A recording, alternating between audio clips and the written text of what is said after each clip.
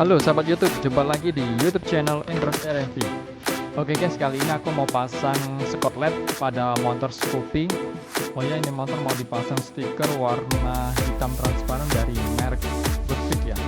Karena Goodfit itu harganya cukup ekonomis sih. Banyak yang pemakainya di sini. Punya motor sih maunya tampil beda. Soalnya dia tuh sering ganti warna sih. Berapa puluh sekali dia ganti, ini bosan ya. Kali ini dia mau mencoba warna hitam transparan dipasangkan pada bodi motor Scoopy merah dot. Tapi ini sangat disayangkan guys ya, ini motor kotor banget. Soalnya yang punya motor nggak disinggung, dicike atau gimana gitu. Soalnya udah tahu variasi motor itu kan cuma menyediakan pemasangan stiker, menyediakan motor atau setim motor gitu.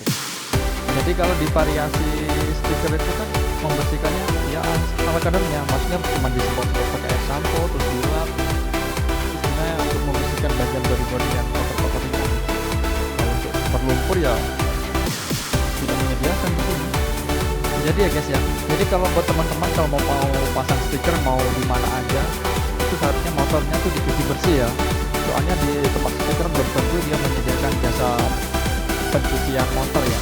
Untuk emblem Scoopy ini sengaja tidak dilepas karena saya udah tawarkan sama pelanggannya, kalau mau dilepas itu lebih rapi, katanya nggak usah mas, kata biar itu aja, jadi dipotong di sela-selanya aja, dia bilang gitu ya. Dan emblemnya itu kan bisa dipasang kembali, kita pakai lem lagi di atas stikernya itu. Saya bilang yes, oke, nggak masalah. Jadi kami kerjain, jadi stikernya pasang dulu, nanti pas emblem Scoopy-nya itu kita potong sela-selanya gitu. Jadi tidak merusak posisi lem aslinya dari merek Scoopy itu ya.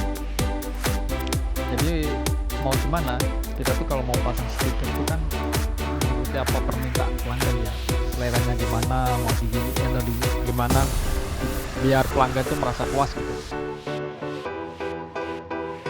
Oke guys, sekarang kita lihat proses pemasangannya gimana dan hasil akhirnya seperti apa.